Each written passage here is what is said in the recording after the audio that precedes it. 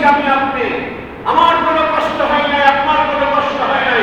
আমার নবীকে না খেয়ে থাকতে হয়েছে, রক্তে লাল হতে হয়েছে, উহুদের ময়দানে দান্দার শহীদ করতে হয়েছে, যার কারণে আজকে আমরা ঘরে বসে ইসলাম করেছি।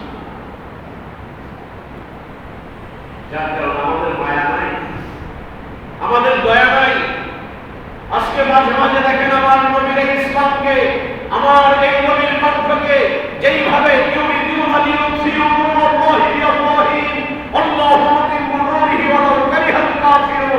আজ থেকে 1500 বছর আগে আমার নবীর কণ্ঠকে স্তব্ধ করে দেওয়ার জন্য যেইভাবে পায়তারা চলছিল, আজও পৃথিবীতে মাঝে মাঝে আমার নবীর কণ্ঠকে বন্ধ করে দেওয়ার জন্য আমার নবীর কিছু কিছু দুশমনেরা মাঝে মাঝে পায়তারা চালাচ্ছে।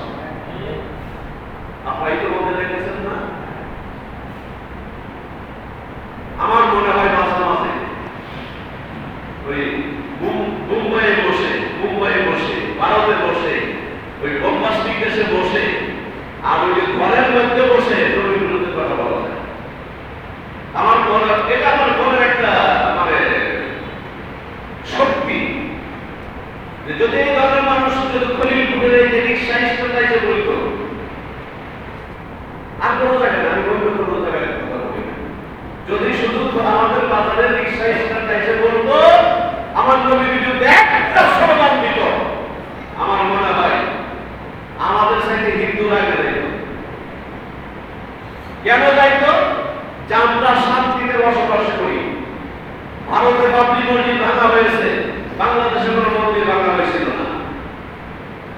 ভারতে মুসলিমকে নিধন করা হয়, ভারতে মুসলমানদেরকে হত্যা করা হয়, মায়ের পেট থেকে সন্তানকে বের করে পাখির মতো গুলি করা হয়, কিন্তু বাংলাদেশে কোনো হিন্দুর উপর একটা অফিসার মৃত্যু করা হয় না।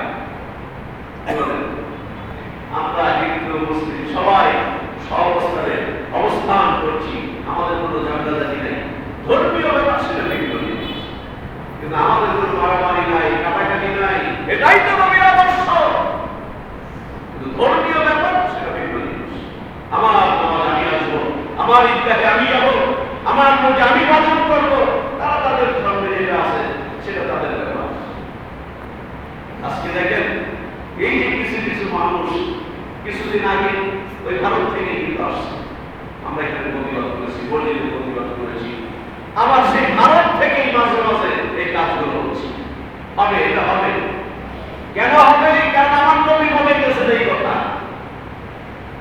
আমার নবী আকার ইঙ্গিতে বলে গেছেন, হাদিস শরীফ সরাসরি আছে, কিয়ামতের আগে মুসলমানদের সঙ্গে হিন্দুস্তানের একটা যুদ্ধ হবে।